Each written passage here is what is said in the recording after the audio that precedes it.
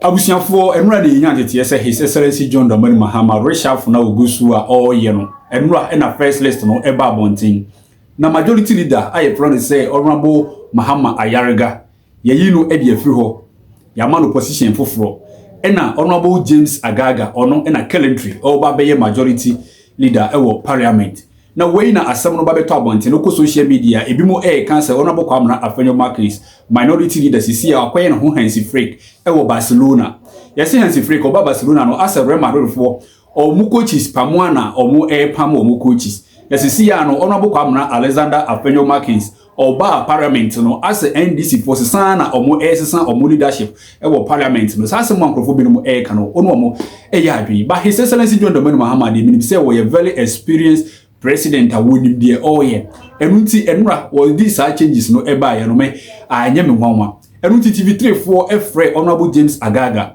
say asem say na aba na nkofo kan say Honorable Afenyo-Markin we are very tough. Will you be able to handle him? Say the be a government business ebeko so ana Honorable James Agalga also watch say we are experienced man in parliament was say when Honorable Afenyo-Markin e dey call parliament the same year enunti say ba experience he is never experienced more than him enunti obehu say and say obehwe say bibia ebeko so wa no and a host na wo ye no interview bisa na say wugidi say showdown bi betimi akoso and now James Agalga Honorable was say ono de on call for showdown but the showdown no eba obemiti Afenyo-Markin boot for boot Honorable akasa wadi nkomo bebre na ye friend Dr. Zeto wono so na ye gina adwenkyele what this kind of appointment at His Excellency why ye no ehu but ono so okasa bebre say wo hwe former majority leader Honorable Mahama Ayariga asa wo ye mistakes bia ema NDC party no eni anye no enunti na ye asesa no enunti say we are all ba no so be predicate ye dia we live to see say the ebeya o man no so government business in parliament no so ebeko so omodi kobo bebre Dr. Zeto wakasa Honorable James Agalga ono so wakasa mayenko na yenko tie discussion na so on TV3 so mesro unya subscribe na subscribe adi mame like video na shebo ni no so unya biwe nyakopo nshira na wonka meda wasi. Tonight I want to bring in the man of the moment, the Honorable James Agalga. Honorable, congratulations are in order for you, but how did this news come to you?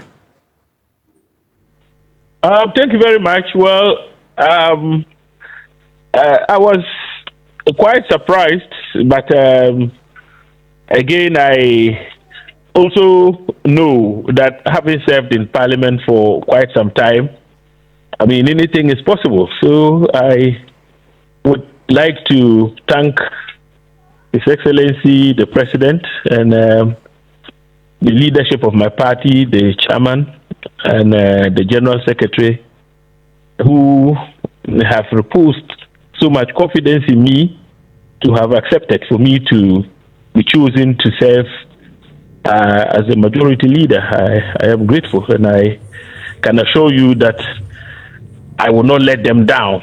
I will not let the people of Ghana down as majority leader. Very well. Now, Honorable, what's your perspective of this new role? Well,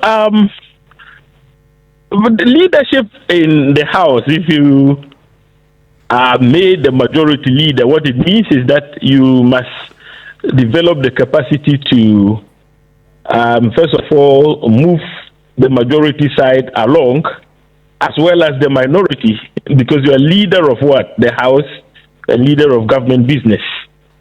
That entails a lot of hard work. I mean, you'll be required to learn to build consensus when the need arises. And at the same time, you must develop the capacity to champion government business, even in the face of stiff opposition from a minority that is very vociferous. So those are the perspectives I can share with you for now.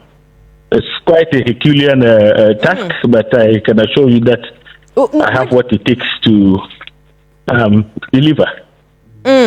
Which brings me to the question, Honorable. What's your mindset taking up these tasks you've mentioned for the new role, or in terms of the new role? In that, what should Ghanaians expect from an Agalga leadership? Well, my party has a clear, if you like, blueprint for our country's overall development. So, as majority leader and leader of government business, I would champion the course of government in its quest to deliver on that blueprint and the mandate that the people of this country have given us. At the same time, I would work to ensure that the interest of the people is treated as whom critics have said can be vociferous, but also very brash. With you as the new sheriff in town, what is your word to Afenyo-Markin? Well, first of all, Afenyo-Markin is a colleague, lawyer. We are members of the bar.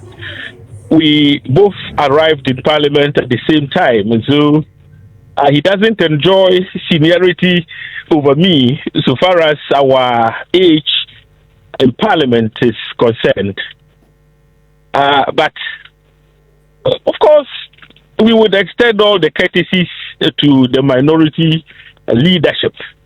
But at the same time, the message I have for the minority is that we would play according to the rules. I mean, the standing orders are very clear. And so if we play according to what the standing orders allows us to do, I am sure would have a very interesting parliament.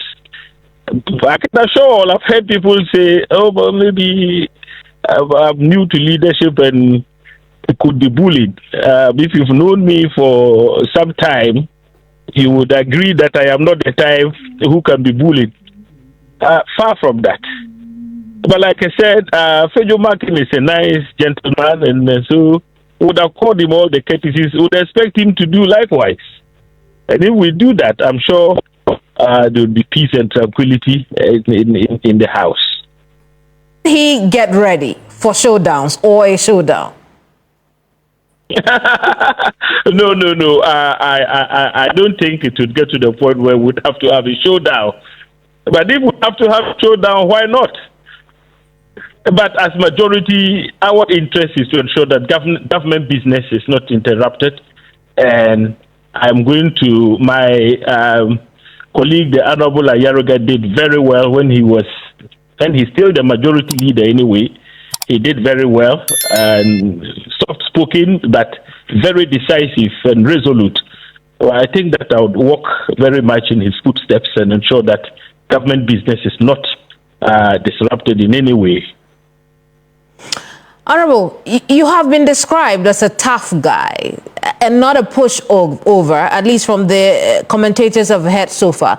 Where there appears to be a dissent is when former Defense Minister Dominic Nitiwul says you do not have leadership experience enough to be majority leader. Your reaction? Oh, the Defense Minister, former, is a very good friend of mine.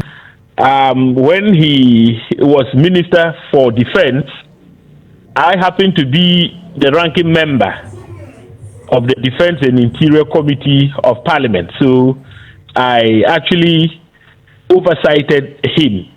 And he knows too well that the position of ranking member is part of what? The leadership structure of Parliament. Are you with me? Right. Yeah. Yes. He's very much aware. So, and for 8 solid years, I was ranking member. That was a leadership role in Parliament. So, I am not new to leadership in Parliament. As we speak, I'm the chairman of the Defense and Interior Committee. That is a leadership role in Parliament. It's part of the extended leadership structure of Parliament.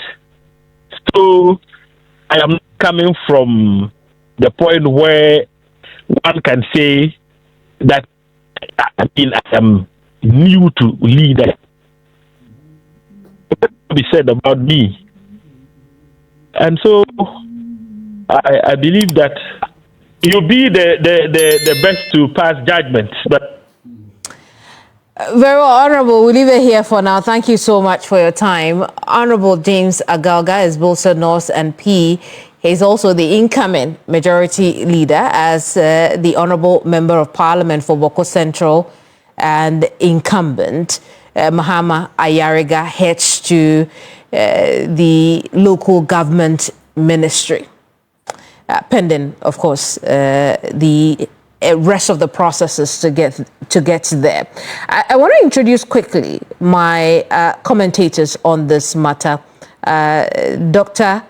Zato, Jebunte Zato, Joshua is here with us. Thank you very much, Dr. Zato, for your time. Doc, you know, when Dr. Draman was talking, I was ticking the boxes for the Honorable Agalga, and it would appear to me he's ticking all the boxes all right. Are we wrong? Good evening to you, Kameni, and good evening for keeping me past my bedtime, you know. So I don't think I have a choice, and good evening to your viewers. I think before we come to Honorable Agalga and the new position he has, we should ask ourselves, are we surprised that the current Majority Leader, Mahama Ayariga, was moved? What could have been the reason? I think that if you watch Parliament very well, and if you looked at the way Parliament has functioned in the last 2 years since the new government came to power, and you would know that you are not surprised that the Majority Leader has been moved. You will know that on a number of very critical occasions, the leadership of Parliament, the Majority Leadership, have dropped the ball. On a number of occasions. How so? Thank you. It was the leadership of the House that tried to come out with a bill to remove the OSP. It took the intervention of the President directly to tell the leadership of the House to drop it, to stop it, not to do that. 2, when it comes to the LGBTQ, if you remember, there was a tussle between the leadership of the House and the executive, the presidency. Because whilst the leadership of the House, the Majority Leadership, believed that the thing was passed, the last, it had to pass again, it took the President to come out clearly and state that the thing, it has gone with that House, and it needed a new House. It needed to be passed by this new House.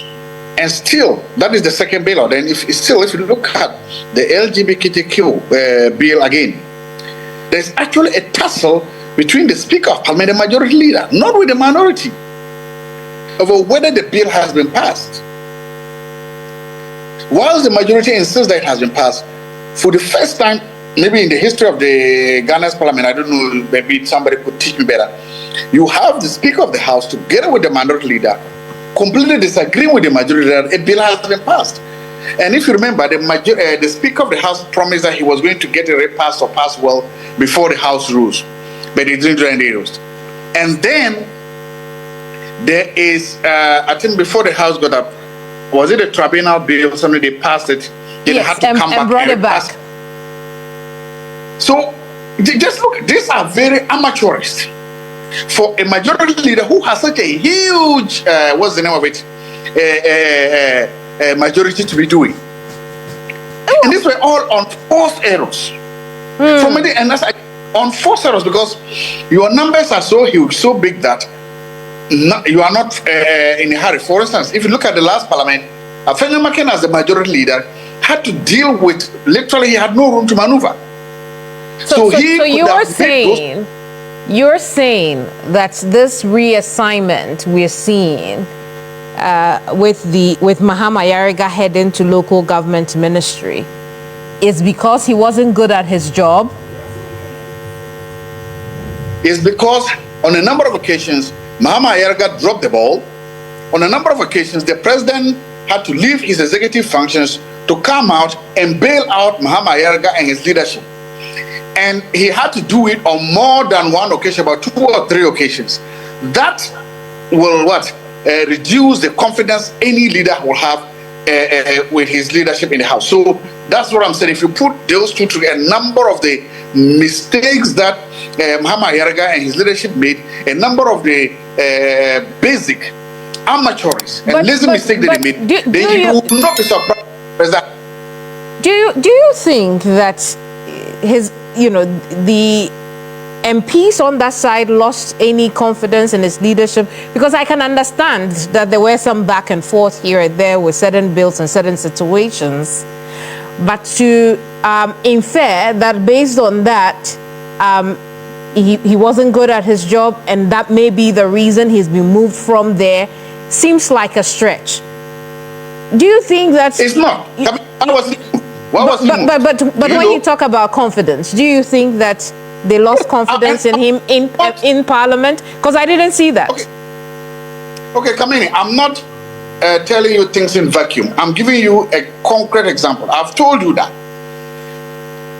on more than one occasions, the president had to, I don't want to use the word instruct the majority leadership not to do what they're doing or to do their work well.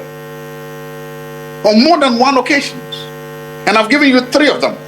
For the first time in a very long time or forever, I've not seen the majority pass a bill, then call it back, and then pass it again. I've not seen that.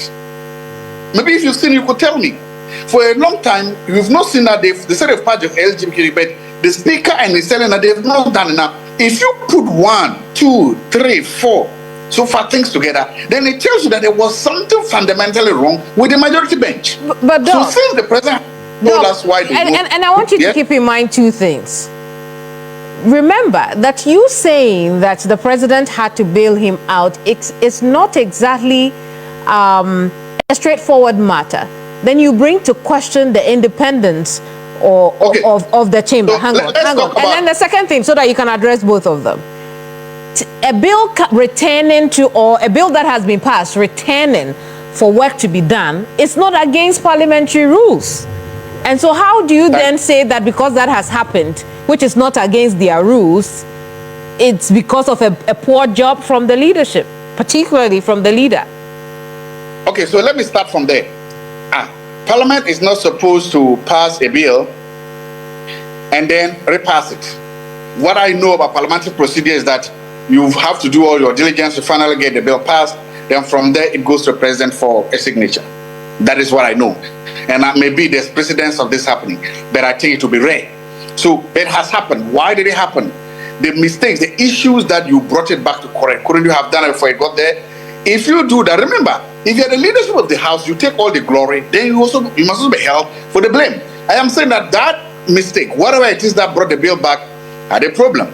If I am the president, I'm sitting there and I'm seeing that my majority leadership is making such an amateur mistake, I will be happy. 2, I've just told you that there's the LGBT bill where the Speaker of the House is siding with the minority that the right things were not done, but it was Russian passed. And now we are told that to be brought back. So those are 2 bills that we have been passed, and we are told that they will come back. Now, if you were the chief executive and you are there and you read these things, you will not be happy about it.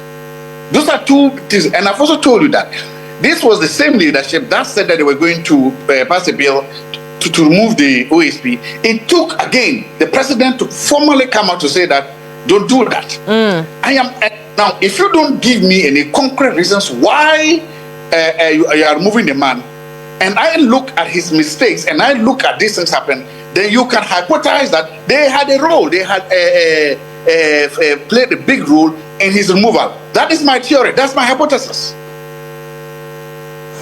I see. We'll agree to disagree on that one, but let's move the debate forward, right? Yes. Because I want us to, based on what you have said, now look at the incoming majority leader. You had my conversation with him. What are your thoughts on the choice made? Yeah, first of all, I hear he's a vandal, so that should give him a plus, because vandals are good, naturally born leaders. So on that note, I don't know him much. I think I've met him just once. I don't even think we know. But look, it depends. From so far, I listened to his conversation with you. He sounds a little bit conciliatory. He sounds like he wants to look. The minority leader in Parliament doesn't have to do anything right or wrong. You are the leader of the house. You have a lot to lose. Afenyo-Markin has nothing to lose in the house then. He's separate because that is his role. His role is to make sure that he makes your work difficult and uncomfortable. You need a certain amount of skill to be able to make sure that you get government's business going on again and again and again. So he's very young, he's very smart, he's very intelligent, and he's been in the house for about 4 years. I think that he can come with a new set of skills, a new set of eyes. And if he has also looked at how, one of the good things that he, from wherever he is, he could have seen the relationship between Honorable Mahama Ayariga and Honorable Afenyo-Markin. And I think that it will help him if he tries to make sure that if there were any tensions between those two, they are not there. Remember, he has a mantle, a mandate to make sure that government business goes well. And from his demeanor so far and from the interviews I've heard so far, I think he has got what it takes to do that. We live to see.